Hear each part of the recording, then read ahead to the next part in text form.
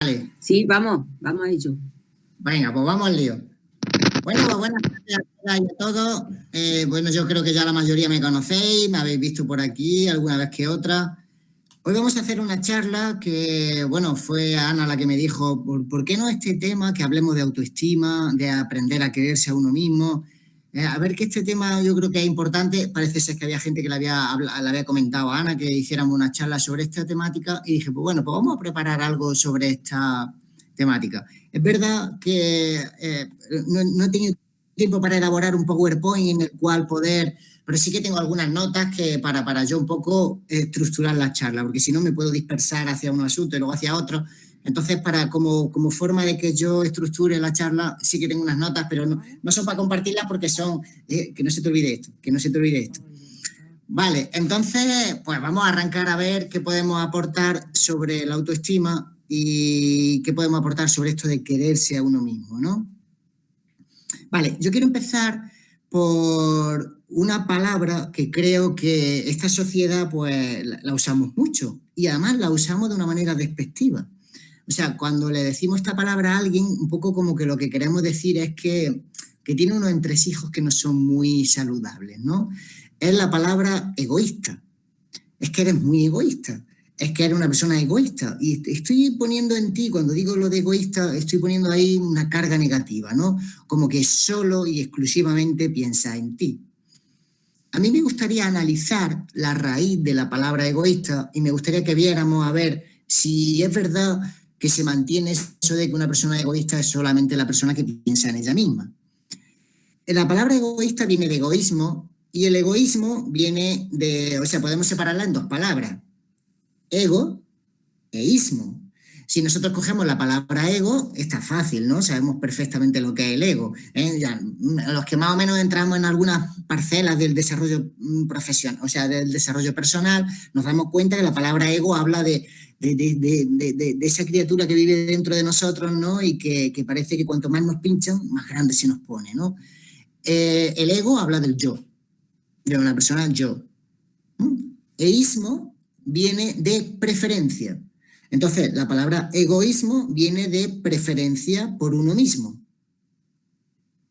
Vale, entonces me da a mí que pensar, es decir, oye, una persona que tenga preferencia por uno mismo es una persona mala, es una persona que solo piensa en ella, no sé. La palabra, digamos que el contrario a egoísmo sería el altruismo. Altruismo la podemos separar en dos palabritas que sería altru e ismo. Al igual que en egoísmo, el ismo viene de preferencia. En el altruismo, la preferencia es por altru, por el otro. Vale, entonces digamos que podemos tener un continuo. En un sitio tenemos el egoísmo, una preferencia por mí mismo, y en el otro extremo tenemos el altruismo, una preferencia por los demás. Ahí ya surgen algunas preguntas para reflexionar, ¿no? Por ejemplo, ¿el egoísta no tiene espacio para los demás? O sea, si yo estoy en posiciones en las cuales giro hacia mí mismo y tengo una preferencia por mí mismo, ¿no tengo espacio para que cojan otros? ¿El egoísta es codicioso? ¿Es un avaro? ¿Porque solo piensa en sí mismo? Yo pienso que no. Todo lo que yo voy a aportar en esta charla que vamos a tener se basa en que el egoísmo es una preferencia por uno mismo, pero hay espacio para los demás. Ese espacio es un espacio en el cual yo entiendo que hay ciertas áreas de mi vida en las cuales puedo desarrollar en mayor o menor medida la relación que tengo con los demás. Claro, si yo os preguntase automáticamente si pensáis en la relación con vuestros hijos, es muy fácil. Todos somos altruistas. ¿Por qué? Pensamos en ellos más que en nosotros. O sea, ahí desactivo totalmente mi egoísmo, porque mis hijos son lo primero. Entonces, por tanto, yo bueno, mi hijo, ¿para qué os voy a decir? ¿No? Si no hace falta ponerle palabras. La relación que establecemos con nuestros hijos se ve claramente que somos altruistas. Pensamos más en ellos que en nosotros. Lo que a ellos les guste. Esto lo ves cuando hablas con los padres y te dicen, no, nos vamos a ir a no sé dónde de vacaciones porque a mi hijo le encanta. Y como a mi hijo le encantan esas vacaciones, nos vamos a ese sitio. ¿no? Y dice, porque yo me gusta verlo disfrutar, me gusta verlo sonreír, me gusta verlo que está contento, que está tranquilo. Padres que tienen niños más pequeños, no, si yo, allá donde el niño esté contento, yo ya me sobra. Perfecto, se ve perfectamente ahí cómo viajamos hacia ese altruismo. Pero ¿qué ocurre en la relación con otras personas? Si nosotros nos relacionamos con compañeros de trabajo, ¿pensamos más en el compañero de trabajo que en nosotros? Pues no sé, a lo mejor ahí no tenemos puntuaciones tan altas hacia el altruismo. Decimos, ¿y eso no es bueno? ¿Es bueno? Pues depende, ¿no? Depende de cómo el otro también se relacione conmigo, depende de lo que yo considere puntuaciones altas en una cosa o en otra. Vale, entonces, ¿qué es lo más importante? Yo creo que lo más importante es lo que decía Aristóteles, es utilizar la virtud del equilibrio. Hay que mirar de qué manera establecemos una frontera en la cual decir qué es sano para mí y qué es sano para otro. Pero partiendo de la base de que pensar en mí mismo no tiene por qué ser algo que no sea saludable. O sea, puede ser algo que sea realmente saludable. O sea, relacionarme conmigo, atender a mis prioridades, atender a mis necesidades, estar donde yo quiero, pensar en lo que a mí me gusta, no tiene por qué ser malo ni incompatible con pensar con lo que tú quieres. Otro asunto es que cuando entremos en una relación de pareja o entremos en una relación más profunda, tendremos que ver cuáles son los espacios que permitimos y los espacios que no permitimos. Pero por eso se trata de aplicar la virtud del equilibrio, de qué manera vamos a hacer las cosas bien. Fijaros que, por ejemplo, cuando yo viajo, no hablo de una relación con los hijos, ni siquiera con mis padres, o con vínculos muy fuertes, muy profundos y muy cercanos. Hablemos de las relaciones que podemos mantener en la vida normal. Si yo hablo del altruismo, me puedo dar cuenta de que cuando yo soy altruista, a ver, yo voy a tratar de escarbar. Cuando yo soy altruista, ¿por qué lo hago? ¿Por qué soy altruista? ¿Por qué pienso más en el otro que en mí? Pues a lo mejor lo hago y os voy a dar una serie de razones. Por ejemplo, por inversión. A ver, yo sé que esto suena mezquino, pero es verdad. O sea, podemos ser altruistas porque pensamos que estamos invirtiendo. O sea, si yo invierto en esta relación y le doy a esta persona y me vuelco con esta persona, puede ser que algún día me lo devuelva. Entonces, en esta forma de que yo te doy para luego recibir, es una forma que podemos utilizar para relacionarnos con los demás. Otra forma es porque me siento culpable. O sea, si yo me siento culpable, ayudo al otro, porque digo, joder, esto de no ayudar no está bien. Tengo que aprender a ayudar a los demás, porque tengo que lidiar con mi propia culpa. Entonces puedo ser altruista porque me motiva la culpa. También puedo ayudar porque tenga miedo. ¿Y de qué tengo miedo? De que alguna vez me vea yo en la situación que tú tienes. O sea, que eso que te está pasando a ti me pueda pasar a mí. Por tanto, tengo miedo. Y entonces dices, ¿y si algún día yo me veo en esa situación? Por tanto, ayudo. También puede ser porque sea un mandato. ¿Y por qué es un mandato? Porque me enseñaron de pequeño. Desde pequeño me enseñaron que hay que ayudar a otro. Entonces, si yo es como una programación que hacen en mi cabeza, me meten un software desde chiquitito, me dice tienes que ayudar al prójimo, tienes que ayudar al prójimo. Entonces, si eso me lo meten desde chiquitito, si no actúo en consecuencia a ese mandato que tengo, me siento mal. Por tanto, actúo por un mandato. Todas estas parece que son razones un poco que dicen la culpa, el miedo, la inversión, el mandato. ¿Esas son las razones que tenemos para ser altruistas? Bueno, pues esas pueden ser razones para comportarnos bien con los demás. Y son mejores que no tener razones para no comportarse. O sea, que son razones que en definitiva hacen que ayude al otro y pueden ser buenas. Pero claro, no alcanza, ¿no?, para descubrir lo que es el verdadero amor a los demás. Entonces ahí aparece otra razón nueva que sería la satisfacción del placer que yo recibo por hacerlo, sin querer nada a cambio, sin que me sienta culpable, sin que tenga miedo, sin que se me imponga mentalmente. O sea, es simplemente porque yo obtengo una satisfacción que vale, que el obtener satisfacción también tiene un componente, ¿no?, egoísta, porque también pienso en mis propias sensaciones. Pero yo pienso que cuando uno lo hace realmente por el placer de hacerlo, entonces cuando conectas realmente con la verdadera relación que puedas tener con otro, con ese amor que puedas sentir por otro. Pero ya digo, que el comportarnos altruistamente tenga una base base amorosa o tenga una base basada en algunos mandatos que tenemos desde pequeños, esa base altruista no tiene por qué estar en contraposición a que yo me aprecie, me quiera, me guste, me sepa disfrutar y sepa estar conmigo. No tienen por qué estar en conflicto. O sea, son cosas que se pueden manejar al mismo tiempo. Y yo creo que ese es el gran tema que tenemos que hacer. Dentro de estas definiciones de egoísmo, de altruismo, también aparecen otras que me parece importante aclararlas. Por ejemplo, utilizamos la palabra egocéntrico como una palabra también despectiva. Parece que queremos dañar al otro. Oye, eres un egocéntrico. Y te lo digo como que sepas que eso es negativo y te estoy, no sé si un insulto, pero sí algo despectivo. Para mí, mi opinión personal es que ser egocéntrico no tiene por qué ser negativo. A ver, si yo cuando duermo a las 3 de la madrugada y pierdo la conciencia, porque estoy en el más allá, no existe el mundo.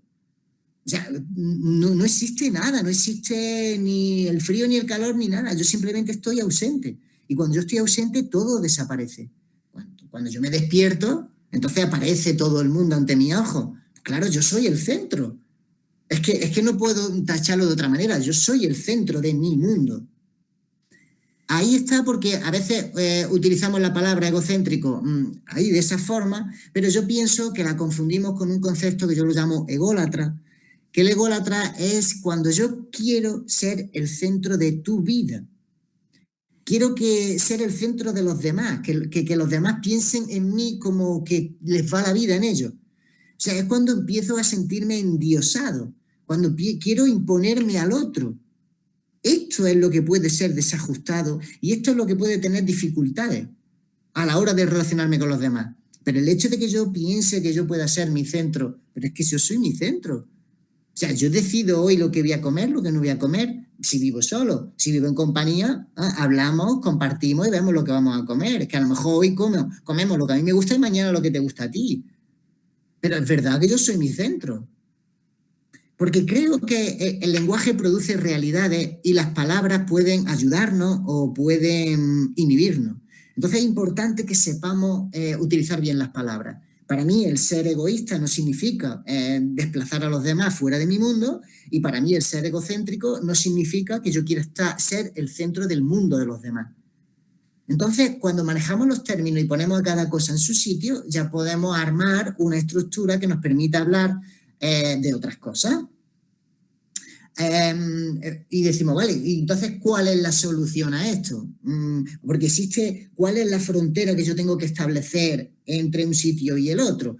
¿Qué hago? ¿Dónde me posiciono? Si me posiciono aquí, puede ser que para el vecino sea muy arriba en el yo y muy abajo en el altru. O si me posiciono aquí, pues yo creo que hay un dibujo animado que nos enseña cómo teníamos que hacerlo. Este dibujo animado que lleva un gorrito azul, que se pone normalmente con las manitas así, y que es un dibujo animado que hace un tiempo era muy famoso, ahora ya quizás no tanto, ¿no? Que tenía unos amigos, que era el elefante y un patito. Este dibujito animado era el Pocoyo. Oye, pues a lo mejor la solución está en tener un poco de yo. No sé, o tener mucho de yo. O tener mucho de los demás, o tener un poco de los demás. Habrá que mirarlo, ¿no? Vale, yo me gustaría hablar de que cuando empezamos a fomentar la autoestima, me gustaría decir cómo funciona esto desde que somos chiquititos.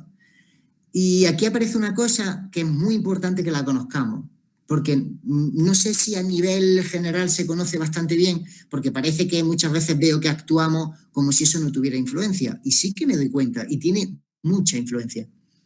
Cuando somos pequeñitos, nacemos, la principal fuente de información que tenemos sobre nosotros mismos y el desarrollo de mi propio yo viene especialmente de lo que dicen mis padres sobre mí. Y claro, ¿qué dicen mis padres sobre mí? ¿No? Pues que este chiquillo es el más bonito del mundo, este chiquillo es el más bueno del mundo y este chiquillo es el más listo del mundo. Entonces, claro, mis padres lo que hacen es que me dan una información que hace que yo construya una fortaleza en mí mismo. Eso suele ocurrir los primeros años de vida. Claro, hasta que esta persona entra, por ejemplo, al instituto o los últimos cursos de primaria, donde ya empieza a recibir información que no es la misma que mis padres me han dicho. Ya empieza a recibir, pues no, pues tiene la cabeza muy gorda, o por tiene la nariz no sé cuánto, o tiene la pierna así de este lado, o tienen, yo qué sé. Entonces, claro, esa información ya entra en contraposición con lo que me dicen mis padres. Y yo tengo que seguir buscando fuentes con las que financiar la estima que tengo en mí mismo. Entonces, ¿qué ocurre? Que si yo regreso a mis padres, ahora, pero os hablo ya no de los primeros años, porque los primeros años no me cuestiono. Simplemente recibo de mis padres y me viene estupendo. Pero un poco más adelante empiezo a cuestionar lo que mis padres dicen. Entonces, ¿qué ocurre? Que yo empiezo a ver si mis padres, la opinión que tienen realmente es apropiada o no. Y aquí es donde entra el tema. Porque si mis padres ellos tienen una buena autoestima, han consolidado una buena autoestima y ellos son personas que se sienten valiosas, la opinión que ellos tienen sobre mí es muy importante para mí, porque proviene de una persona que se siente y se ve una persona valiosa. Pero claro, si yo voy a construir mi propia estima con la información que tengo de mis padres, pero yo pienso que mis padres o veo que mis padres no se valoran a sí mismos, la información que me dan para mí no es valiosa. Porque, oye, si tú no eres capaz de valorarte a ti misma o a ti mismo como eres, me vas a valorar a mí. No me vale la información que tú tienes. Por tanto, el hecho de que los padres tengan una autoestima quebradiza, eso es motivo para que el hijo tenga una autoestima quebradiza.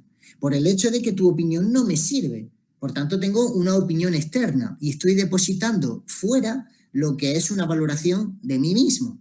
Y eso es un peligro, porque desde fuera pueden venir informaciones muy dispares, objetivas, menos objetivas, precisas o menos precisas. Entonces, la primera clave que yo diría es, oye, arranquemos teniendo los padres una buena valoración de nosotros mismos, porque eso ya fundamenta que nuestros hijos puedan tener una buena valoración sobre ellos mismos, porque si no parece que no tiene mucho sentido. ¿Cómo voy yo a valorarme si la persona que me valora a mí me da información que no, y encima esa persona no se valora?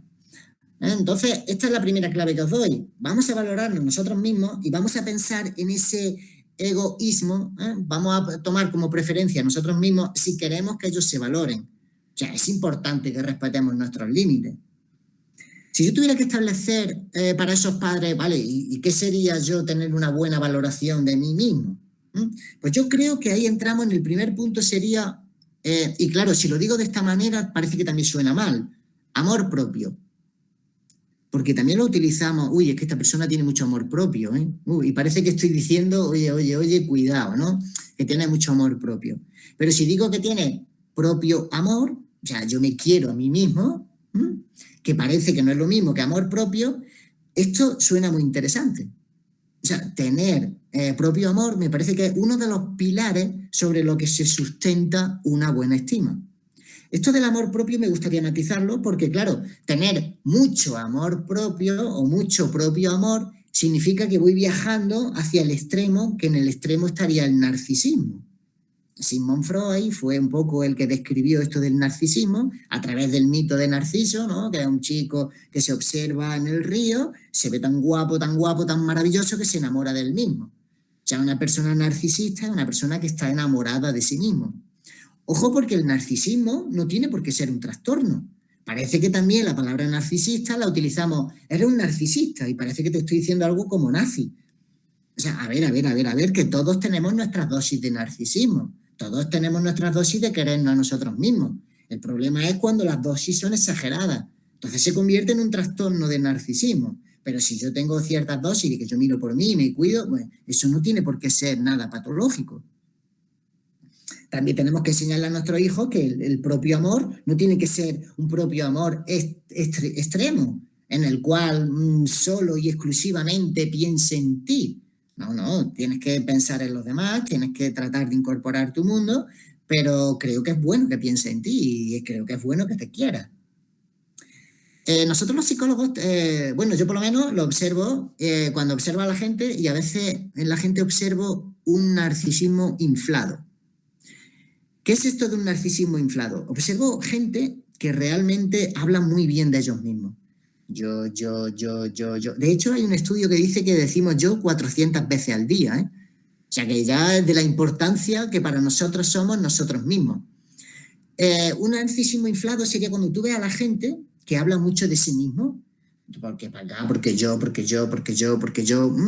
pero cuando realmente hay un problema o una dificultad seria, un reto que pone a la persona en una tesitura que tiene que lidiar con una situación difícil, ahí te das cuenta de que ese narcisismo se desinfla, porque realmente es un narcisismo que está basado en el lenguaje, puro en el lenguaje, pero no hay debajo una base que soporte ese narcisismo.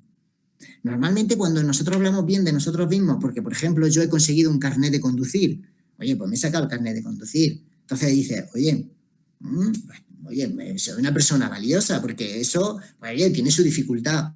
Oye, he sacado unos estudios universitarios.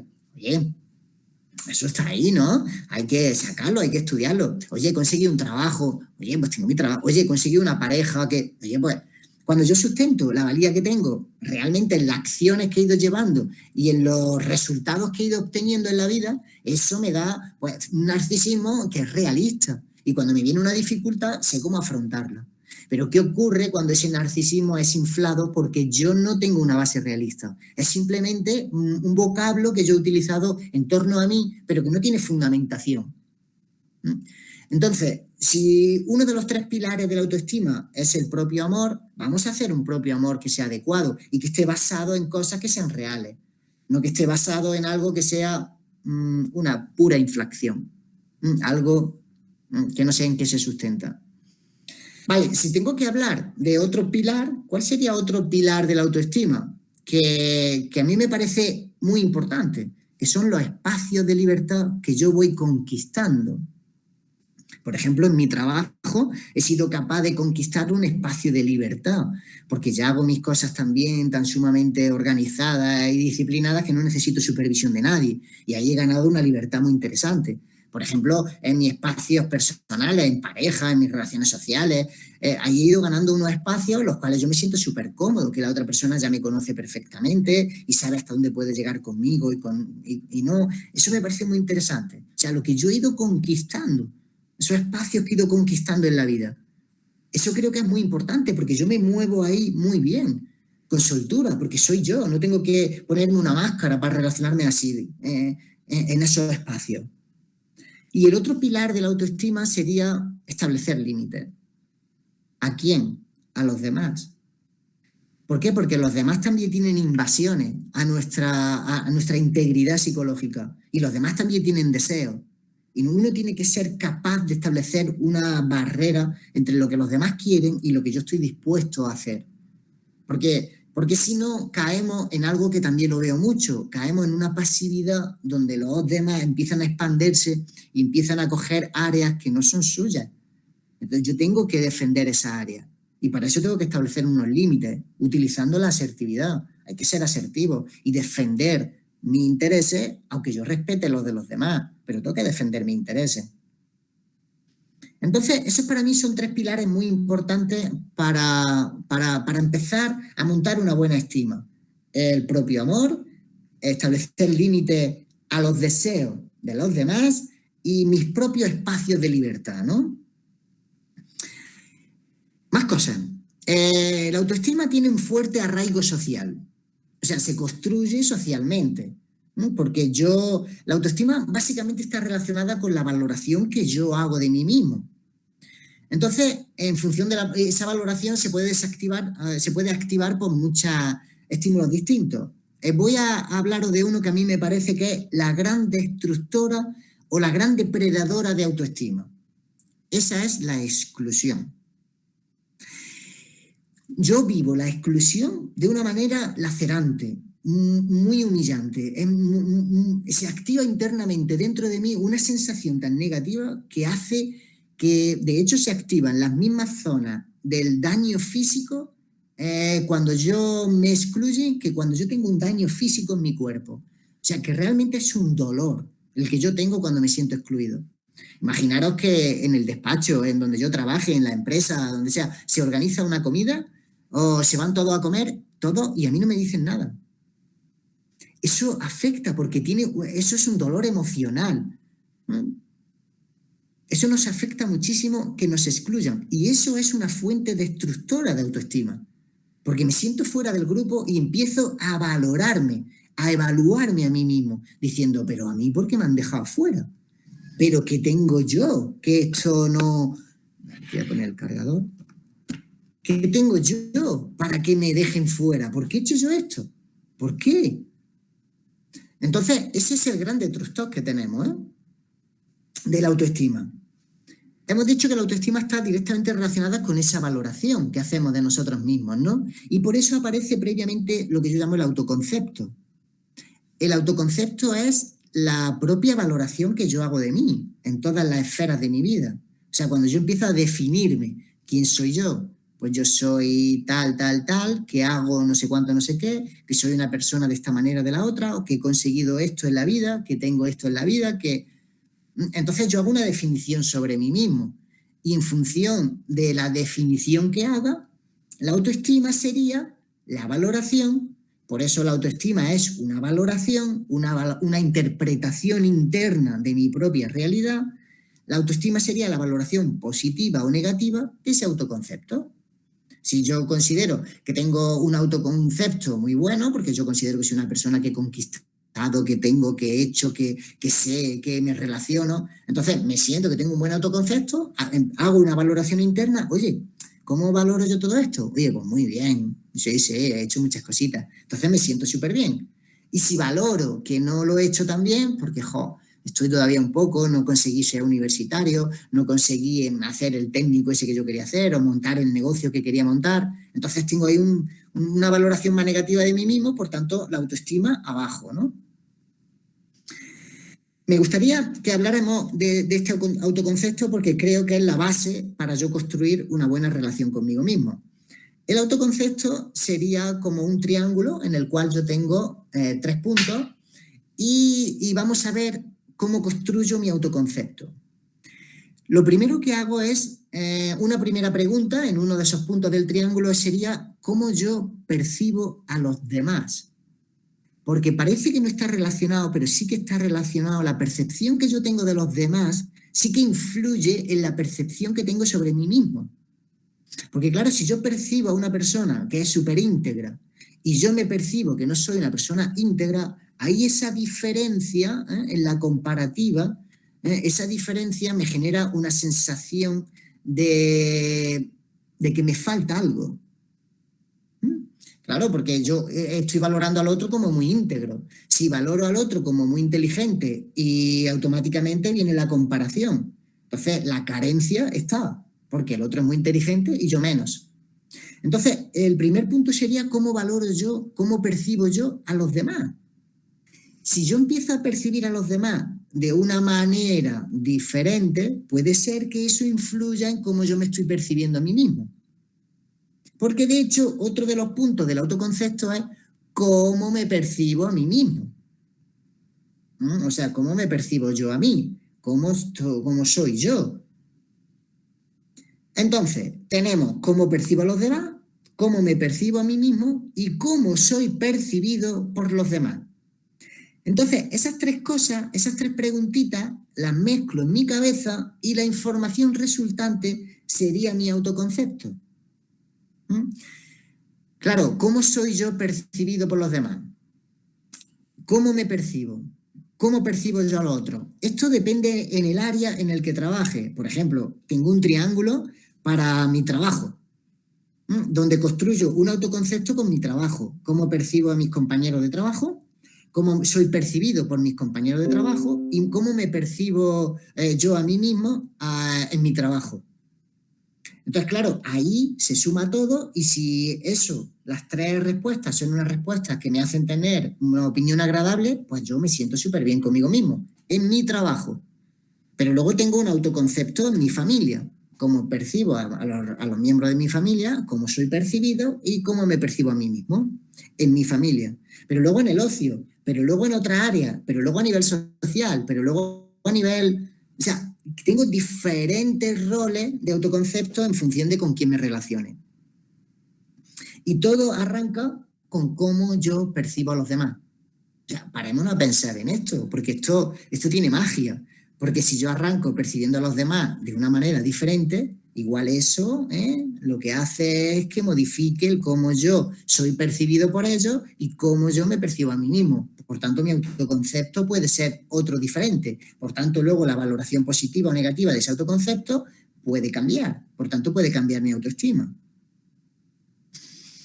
Vale, os voy a decir lo que yo considero que son 6 características de la autoestima, porque creo que es bueno conocerla, porque a veces pensamos que la autoestima son cosas que no lo son, y luego vamos por ahí buscando un poquito de autoestima.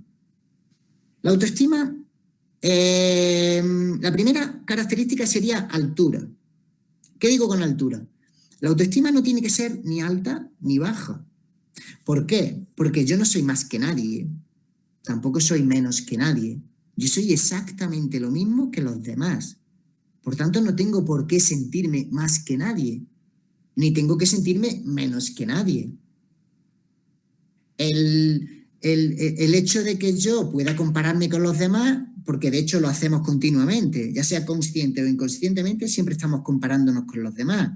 Ese tipo de mecanismo tenemos que aprender a desactivarlo, porque si yo me comparo con alguien, en algún área voy a tener una carencia. Tengo que aprender a que yo no soy más que nadie en nada, ni soy menos que nadie en nada. O sea, yo soy lo mismo que todos, un ser humano. Lo que sí que ocurre es que cada uno ponemos el foco en unas cosas diferentes. O sea, yo me he encargado de desarrollar unas habilidades no exentas de esfuerzo, en las cuales hoy en día me dedico a eso y he estado trabajando eso. Y bueno, pues ahí tengo unos resultados. Otros se han encargado de desarrollar otras habilidades, otras capacidades y está haciendo otras cosas distintas. Cada uno tenemos unas habilidades diferentes, pero eso no quiere decir que yo sea mejor que nadie. A lo mejor puede ser que tenga mejores resultados que otros en áreas concretas, al igual que entiendo y acepto que los demás tengan mejores resultados que yo en otras áreas. Entonces, lo primero que tenemos que enseñar y aprender es que la autoestima no tiene que ser ni alta ni baja. Yo no tengo por qué tener una autoestima alta, ni sentirme el dios del mundo, ni el centro del mundo. Ni tengo por qué tener una autoestima que pensar que soy en la última miseria. Es que no, es que yo soy exactamente igual que todos los que hay en este planeta, seres humanos.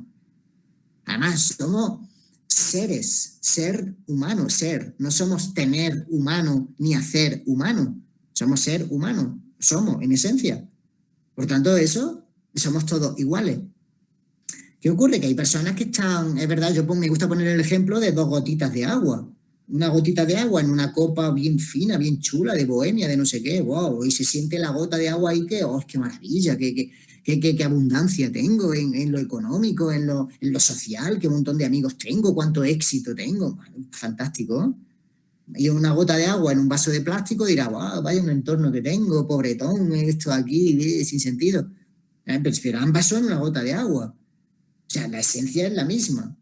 El hacer y el tener puede ser diferente, pero el ser es el mismo. Yo creo que lo más importante en esta vida es aprender a desarrollar nuestro ser y venir a hacer y a tener un propósito vital y a desarrollar las capacidades que todo el mundo tiene, a detectarlas y a desarrollarlas. Por tanto, la autoestima no tiene que ser alta ni baja. Y eso es una característica intrínseca de la autoestima. Y yo tengo que partir de ahí para relacionarme con ella. O sea, no tengo que buscar que sea alta. No tiene por qué ser alta la autoestima. Ni baja, porque yo soy lo mismo que todos. Por tanto, una valoración aceptable de que yo soy mi persona, de que yo tengo mis puntos fuertes, tengo mis puntos débiles, de que tengo mis cosas que tengo que trabajarlas y que tengo cosas que las tengo muy bien trabajadas.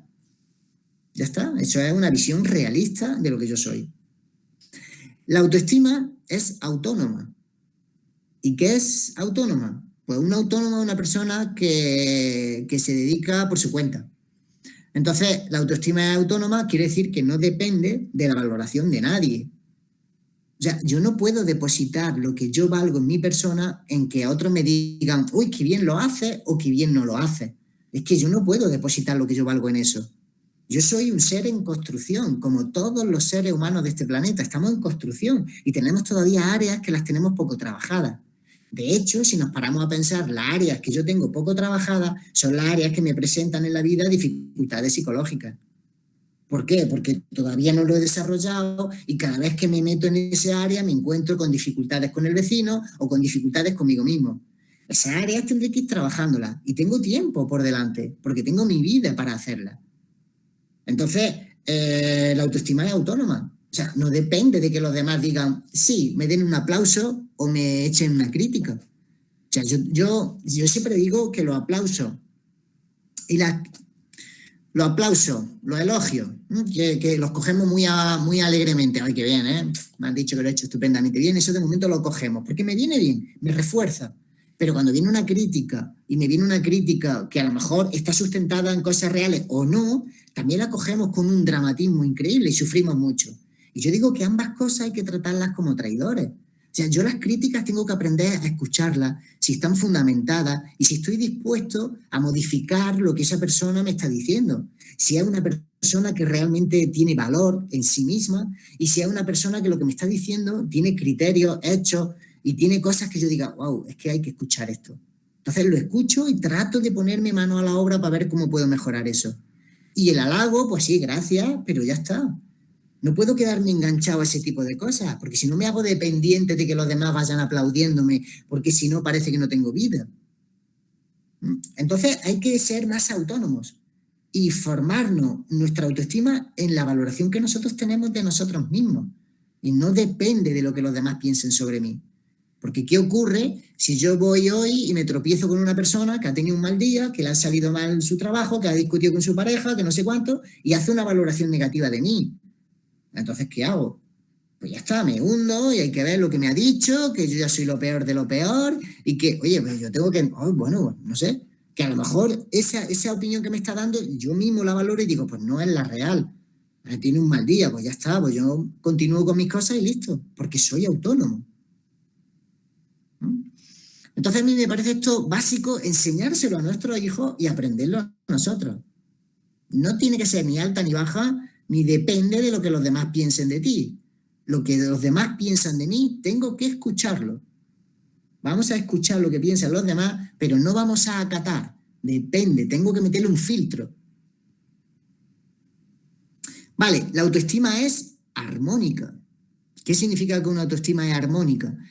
Armónica lo que viene a decir es que lo que no puede ser es que yo en casa me sienta el rey del mambo, en mi trabajo soy lo peor del universo, con mis amigos soy así, en la sociedad en general soy, ya no, o sea, yo valgo lo que valgo allá donde esté.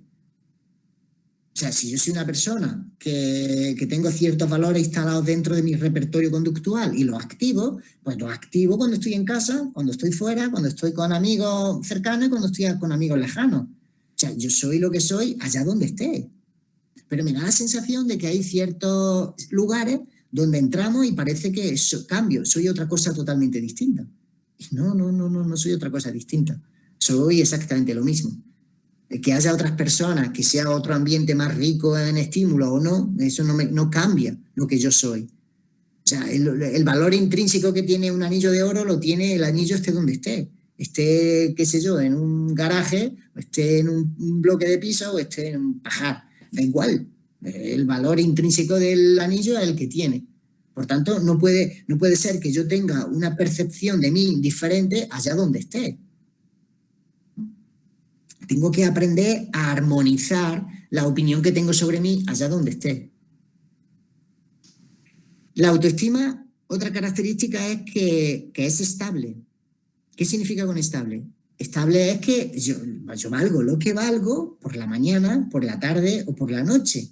Valgo lo que valgo en un entierro, en una boda o en un trabajo. Si es que da igual el lugar donde esté y el momento del día en el que esté. O sea, yo no puedo levantarme por la mañana y pensar que el mundo es el peor lugar del universo y luego o pensar por la noche que madre mía, qué pasada. O sea, yo tengo que sentir que siempre soy lo que soy, que siempre estoy y tengo que tener una estabilidad en la valoración que hago sobre mí mismo. Tanto por la mañana, por la tarde, por la noche, como en Semana Santa, como en invierno, como en verano. Y es que eso no altera a lo que yo valgo, sabiendo que estoy en construcción y que tengo áreas que tengo que mejorarlas, porque todos tenemos áreas para la mejora, todos. Otra característica de la autoestima es el coste. el coste que tiene la autoestima, por ejemplo, el coste que tiene tener una autoestima alta. Porque si yo sustento mi autoestima, por ejemplo, en la adquisición de cosas materiales, eso tiene un coste, porque yo tengo que trabajar mucho para adquirir cosas materiales. Pero también tiene un coste tener una autoestima baja, ¿no? Porque me siento triste, me aíslo, no sé qué, en fin, hago cosas. De hecho, ya que ha salido la palabra aislamiento, yo creo que la sociedad, bueno, yo le voy a poner una cifra, lo voy a cuantificar, esto no es una cosa objetiva, esto es un dato, una sensación. Yo creo que cada 20 años aproximadamente la sociedad empieza a adquirir nuevos desafíos, nuevos retos, nuevas cuestiones que se van metiendo en la sociedad y que poco a poco aprendemos a lidiar con ellas. Yo creo que una de las cosas que se está introduciendo, que ya lleva un tiempo introduciéndose y que yo la veo palpable en la sociedad actual, es el aislamiento. Veo que las personas cada vez se aíslan más. ¿Y esto por qué ocurre? Porque veo que hay unas nuevas tecnologías que nos facilitan las cosas. O sea, yo antes, para comprar fruta, yo tenía que ir a la tienda, relacionarme con el frutero, coger las frutas, hablar con la vecina que estaba comprando la fruta en el mismo sitio que yo y hacer cosas con los demás. Pero es que hoy en día veo que no, porque hoy en día ya se puede hasta teletrabajar. O sea, ya te metes en casa, tú solito con tu ordenador y teletrabajas. ¿No? De hecho, esta charla, fijaros, esta charla cada uno estamos en nuestra casita. Hay un aislamiento, tenemos un medio digital por medio. Hoy en día puedes comprar lo que quieras por internet. O sea, no tienes que ir ni siquiera a una lencería para comprar una ropa interior o unos zapatos. Los pides por internet y al día siguiente los tienes aquí. Si no te van bien, los descambias, se los llevan y te traen otros. No tienes problema. Entonces veo que estamos girando hacia el aislamiento. Si a eso le sumamos que también estamos en una crisis de valores, en la cual el respeto hacia las otras personas, pues no sé, estamos un poco soltándolo, pues claro, eso genera problemas sociales, ¿no? Y creo que hay que ir trabajando sobre eso. Sin ir más lejos, cada vez tenemos más libros de autoayuda, muchos libros de autoayuda. Entonces el libro yo lo cojo en casita, me lo leo yo solito, pero no me relaciono, no voy a buscar ayuda de una persona, de un amigo, de un primo, de qué sé yo, barriendo para adentro, de un profesional que me eche un cable, porque veo que cada vez nos aislamos más. Entonces, el tener una autoestima alta o baja tiene un coste. Por ejemplo, el coste de tenerla baja es esa, que me puedo aislar. Y eso tiene un coste en mi forma de interpretar la realidad, porque limita, estirpa ciertas experiencias que yo pueda tener con los demás. Y la última de las características de la autoestima para mí sería la acción. La autoestima está directamente relacionada con las acciones que yo llevo a cabo.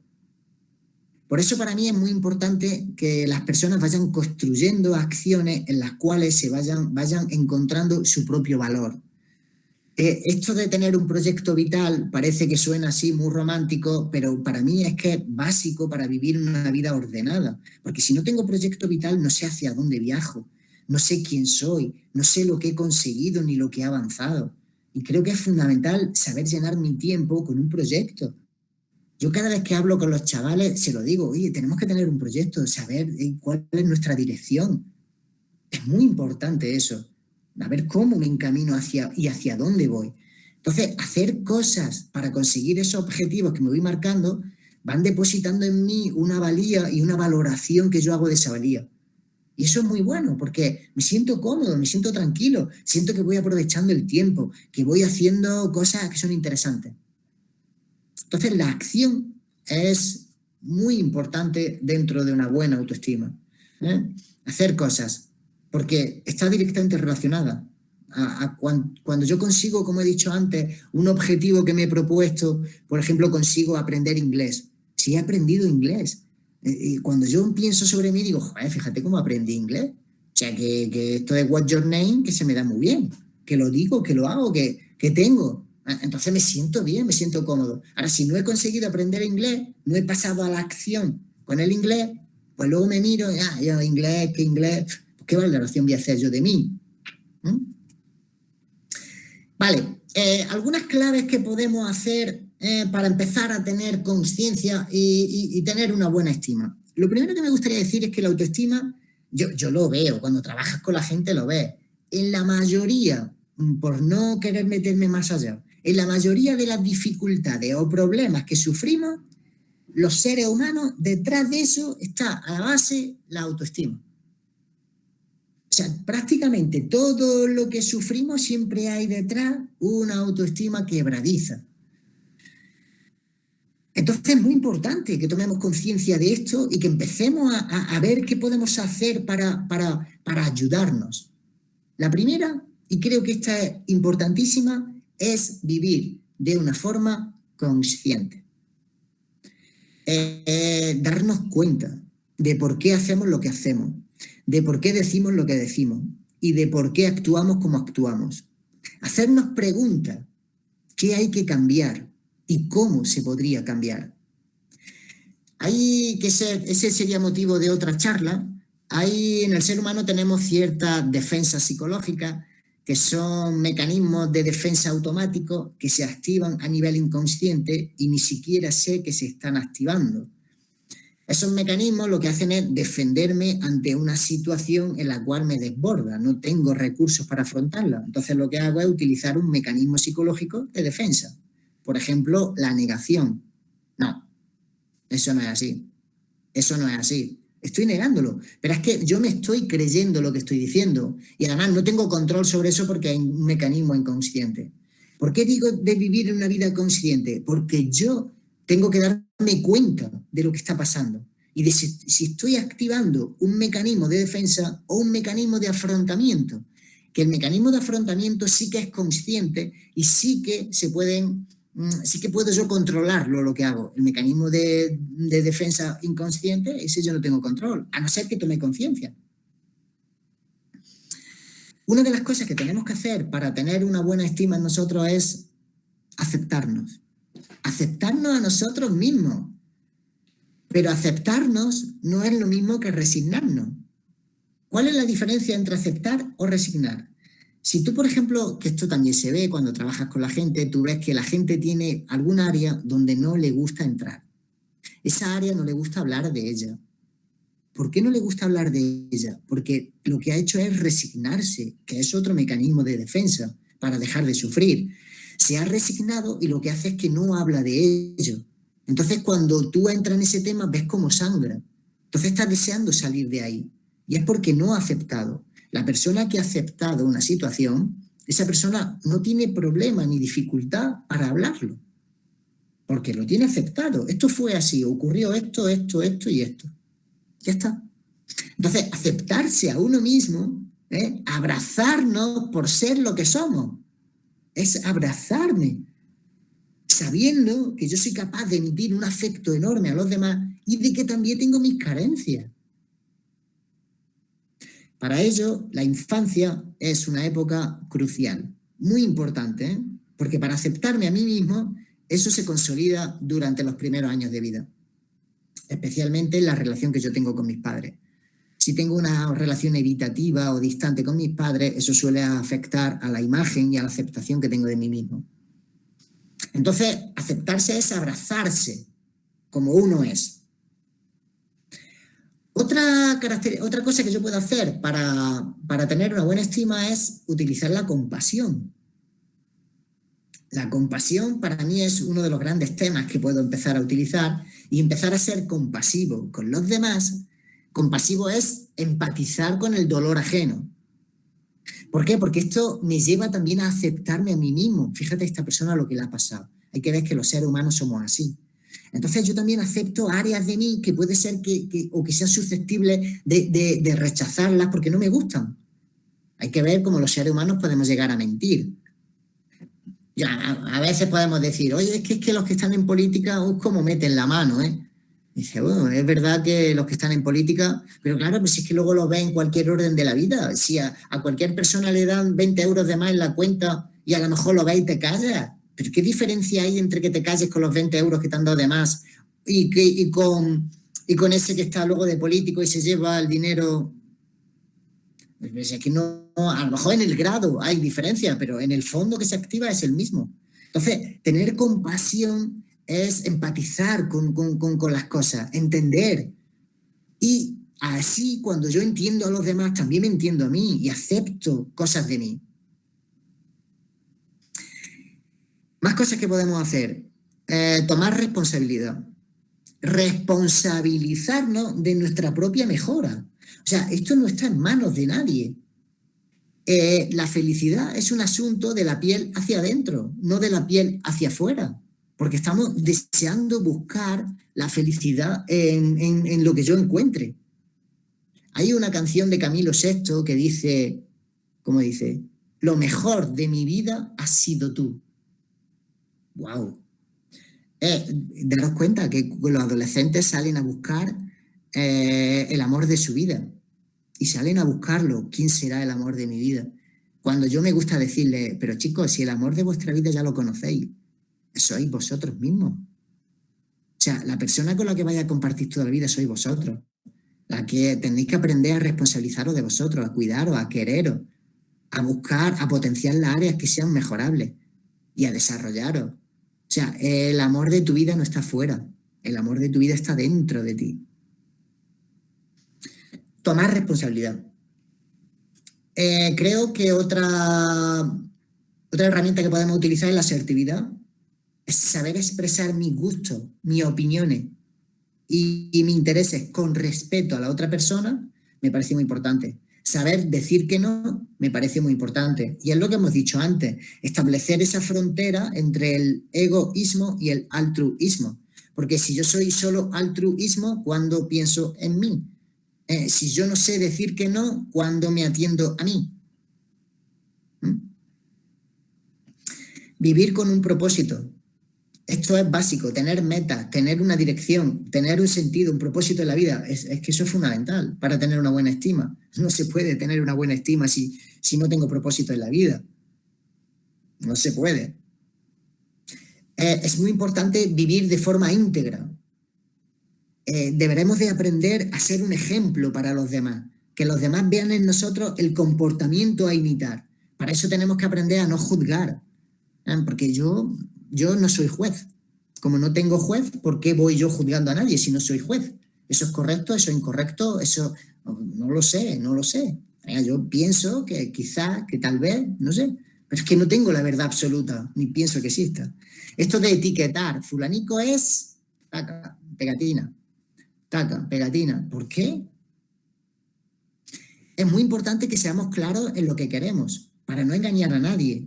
Esto me gusta hablarlo mucho con los adolescentes, porque los adolescentes, por tal de conseguir algo en ese momento presente, son capaces de sacrificar la opinión real que tienen de las cosas. Y no me gusta que lo hagan así, porque puede ser que confundamos al otro y piense que o se genere unas expectativas con respecto a nosotros que son adecuadas o no, y creo que es muy importante ser claros con lo que queremos, ¿eh? Si tuviera que deciros, oye, ¿qué podemos hacer para con nuestros hijos? Os voy a decir una serie de recomendaciones para que las tengáis en cuenta con vuestros hijos. Porque lo veo, que los padres no permiten ciertas cosas y veo que eso está luego a la base de la autoestima. Para tener una buena autoestima es necesario, ¿vale? Y voy a meter el verbo necesario, es necesario cometer errores. Si no cometemos errores, es muy difícil aprender, ¿eh? De hecho, pensar qué aprendemos en los aciertos. Ahora, ¿qué aprendemos en los errores? Y la pregunta es, ¿permitimos a nuestros hijos que se equivoquen? ¿O vamos nosotros por delante quitándole todo lo que tengamos que quitarle para que no se equivoquen? Porque vamos eligiendo por ellos. Pensamos que si se equivocan van a sufrir. Pero es que el sufrimiento a lo mejor no es muy bueno sentirlo y experimentarlo, pero es muy bueno haber sufrido, porque me abre los ojos, me enseña, me prepara para el mundo. Porque muchas veces los padres vamos dificultando que los hijos vivan la parte negativa de la vida. Solamente queremos que vivan la parte positiva, lo agradable, lo chulo, pero ¿y la parte negativa? Si eso está ahí, hay que vivirlo. Y hay que generar recursos para relacionarse con esa parte de la vida. ¿Qué nos pasa con la muerte? Que vivimos de espalda a la muerte, no se puede hablar de la muerte, no queremos que se vea la muerte, no vamos a un cementerio, no llevamos a los niños a ver a los moribundos. O sea, de espalda a un asunto que está ahí, que es diario, que vamos a tener que pasar por ahí. O sea, vivimos de espaldas a esa cara negativa de la vida, a eso es cometer errores. Y además, en España tenemos una frase típica que es, te lo dije. Ay, ¿cuánto daño puede llegar a hacer el te lo dije? Te lo dije que eso iba a pasar, si es que te lo dije. Y que me lo dijera o no me lo dijera, yo necesito vivirlo, necesito experimentar esa situación para aprender e incorporar a mi estructura eso. Y entonces a partir de ahí puede ser que ya no cometa más errores. Si he hecho los deberes, y hacer los deberes es aprender. Si yo he aprendido del pasado, vuelvo a evitarlo. La autoestima hay que enseñar a los hijos a que tengan una buena valoración de los resultados que tienen, que sea una valoración realista de los resultados que hemos tenido. Pues claro, yo la autoestima, me siento bien conmigo mismo y construyo una autoestima fuerte cuando hago una valoración positiva de los resultados que yo tengo. O sea, si yo me he sacado la ESO, pues eso tiene su importancia, eso está ahí, has sacado la ESO. Y hay chavales que no la sacan. Pues, si tú lo has sacado, oye, pues eso es ¿cómo vamos a valorar ese resultado que has tenido? ¿Cómo vas a valorar los resultados negativos que has tenido? O sea, la valoración, la interpretación de esos resultados es muy importante. Otra clave que podemos hacer con los hijos es llevarlos a contextos en los cuales no sean precisamente los que más les gustan o donde mejor se manejan. ¿Por qué? Porque se enfrentan a contextos que no controlan. Y cuando yo no controlo, es una forma de conocerme a mí mismo y de ayudarme a mejorar. Si siempre me meto en un sitio donde yo controlo, predigo y manejo, pues no genero recursos extras. Y además no me conozco a mí mismo, porque aquí ya sé hacerlo. Hay que meterlo en ambientes y en contextos que no controlen. Por ejemplo, yo domino muy bien el tenis. Pues entonces, vámonos a jugar al tenis. Vamos, saco mi raqueta, pim, pam, qué bien, oh, bravo. Pero ahora, si yo te llevo a jugar al baloncesto, no, yo es que al baloncesto no sé. Pues precisamente por eso, vamos al baloncesto. Y encuéntrate contigo y date cuenta que hay áreas de ti que no son tan fuertes como otras. Y acéptalas, abrázalas. Mejora si quieres en esa área. Eso me parece básico. Otro aspecto que podemos trabajar con los hijos es enseñarles a que se pongan metas. Las metas, esto ya está dentro de la cultura popular, las metas no tienen que ser ni inalcanzables ni súper fáciles, porque si son súper fáciles me desmotivo y si son inalcanzables me desmotivo igual porque no las voy a conseguir. Entonces, enseñarles que se vayan proponiendo metas que sean alcanzables, que puedan ir poco a poco avanzando en esa dirección. Eso es muy interesante. O sea, es que en cualquier área puedo yo diseñar un objetivo. Vamos a diseñar el objetivo de que un niño que sea más pequeño, de que te quedes a dormir solito en tu cama. Venga, pues eso es una meta. Vamos a diseñar las acciones para conseguir eso. Vamos a hacerlo semanalmente, de lunes a viernes. Vamos a ver en esta semana qué acciones vamos a diseñar para conseguir este microobjetivo. A mí me gusta hacer lo que yo llamo la cuerda de los objetivos. Diseñamos en una punta el objetivo que queremos alcanzar y en otra punta de dónde partimos. Y voy estableciendo nudos a mitad del camino. Entonces, el nudo es el objetivo parcial que quiero ir consiguiendo hasta que llego al objetivo total. Y diseñamos las acciones para conseguir ese objetivo. Es una cuerda guía. Y vamos viendo el desarrollo del proceso. Vamos a enseñar a los hijos que hagan esas cosas. Otra estrategia sería la inteligencia emocional. La inteligencia emocional, yo tengo una dificultad con la inteligencia emocional porque entendemos inteligencia emocional como un tipo de inteligencia para manejar las emociones. Y eso tiene cierto peligro, ¿no? Porque claro, si yo sé manejar lo que yo siento y lo que tú sientes, oye, en ese manejo puedo manipularte. Entonces, para mí la inteligencia emocional hay que pasarla por el filtro de los valores. Porque si yo meto la inteligencia emocional, le meto el filtro de los valores, me sale una agilidad emocional en la cual yo practico el manejo de lo que yo siento, de mis estados emocionales, pero no lo utilizo para manipular a nadie. Porque puedo utilizar, te voy a hacer que te enfades para llevarte a un sitio donde tú no quieres ir. Y eso sería inteligencia emocional, ¿no? Por eso me gusta meterlo bajo el filtro de los valores. Cuando le metemos el filtro de los valores, manejar esos estados emocionales, tanto los positivos como los menos positivos, creo que es básico para tener una buena estima. Saber manejarme en situaciones, aplicándole valores. Vale, otra estrategia sería esa, que esté en diferentes grupos y que tenga diferentes roles, que no siempre te va a tocar liderar ni siempre te va a tocar ser el último de la cola, que podrás alternar en el liderazgo, en las posiciones intermedias y en las posiciones finales. Eso me parece muy importante. Y que trabaje con otros grupos, no solamente siempre con los mismos, los que conozco y los que ya manejo, porque ahí no tengo experiencias que muestren lo que yo puedo llegar a ser o a hacer. Entonces, facilitarle esa experiencia me da la sensación de que es bueno para ellos. Por ejemplo, si se organiza un campamento en el cual van un montón de gente, que hay gente que yo manejo y gente que no manejo, pues es una experiencia en la cual yo puedo adoptar diferentes roles y papeles. Y hace que yo aprenda sobre mí y hace que yo aprenda sobre los demás. Vale. Más cosas. Tengo aquí algunas estrategias que me parecen básicas para trabajar esa autoestima, pero me voy a quedar solamente con la primera, porque veo que son las 6:10 y me gustaría dejar un espacio para que preguntéis cosas. Y no quiero entreteneros mucho, que es sábado y es una tarde para hacer cosas que sean buenas para vuestra estima. Voy a quedarme, de las 6 herramientas que yo trabajo para la autoestima, voy a quedarme con una, con la primera. Y vamos a ver qué significaría eso. Yo creo que es básico para tener una buena estima aprender a sacar la basura mental. Estamos muy acostumbrados en casa a sacar la basura de casa. Tenemos una bolsita en la cocina, ahí vamos acumulando basura y cuando la tenemos llena, sabemos perfectamente lo que tenemos que hacer.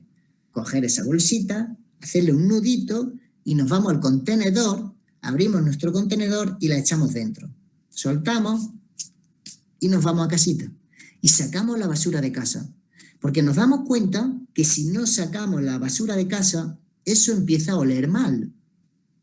Eso puede llegar a infectarse y podemos tener un problema de salud en casa. Entonces, sea como fuere, eso se saca. Muy bien, pero ¿qué nos pasa con la basura mental? Eso nos cuesta más trabajo sacarlo. Porque parece que a lo que se trata de mental, todo vale. Y podemos tener en la cabeza cualquier cosa. Da igual si es un recuerdo fallido, si es un trauma, si es un duelo patológico, sea lo que sea, da igual. Todo cabe en la cabeza. Y no todo cabe en la cabeza. Tenemos que aprender a limpiar la cabeza también. Y la forma de limpiar la cabeza es con conciencia. No se puede limpiar la cabeza sin tomar conciencia de lo que hay en mi cabeza. Y diréis, ¿y cómo limpio yo la basura mental? Bueno, hay muchos procedimientos para limpiar la basura mental, pero hay uno que no depende de nadie, que depende de mí solito, que no hace falta que nadie me lo enseñe, que es súper fácil y que ayuda a que yo organice mi mente, que es escribir. O sea, tener un diario personal es una actividad preciosa que ayuda a que yo exprese mis emociones y a que yo saque mi basura, a que yo organice mis recursos mentales. Sacar la basura mental es aprender a priorizar, es aprender a dejar en el pasado lo que está pasado y en el futuro lo que esté por venir, y aprender a sentir, a disfrutar y a vivir los recursos y lo que yo tengo en mi momento presente. Sacar la basura mental es quitar todo aquello que sobra y organizarme con lo que tengo. Esa es una tarea que arrancar por ahí es maravilloso. Y que enseñarle a nuestros hijos y que aprender nosotros a que tenemos que organizar lo que tenemos en nuestra cabeza es muy importante. Porque si yo me muevo por el rencor, por la rabia, por el rechazo, yo sé lo que va a pasar en mi vida. Y es que yo mismo voy a producir cortisol. Y eso va a generar una actitud de distancia, de depresión, de inseguridad, tanto en los demás como en mí. Porque estoy utilizando la rabia, el rencor, que es algo pasado, que ya no funciona. Entonces tengo que liberarme de eso. Pero es que si yo estoy utilizando, me estoy posicionando en el futuro, ¿qué va a ser de mí mañana, pasado? ¿Y si yo no apruebo esto? ¿Y si yo no? Todo eso está impidiendo que yo pueda disfrutar lo que tengo ahora. que siempre estamos, que quiero más, que parece que no llega el momento perfecto en mi vida para poder saborear lo que tengo. Entonces me parece muy importante sacar basura, limpiar, aprender a perdonar, soltar el pasado. O sea, ahí hay tantas tareas que podemos hacer para limpiar nuestro mundo psicológico que creo que de vez en cuando hay que sentarse, organizar mis ideas, soltar lo que no me interesa y continuar con mi presente. Eso me da salud mental y me da una buena estima en mí mismo.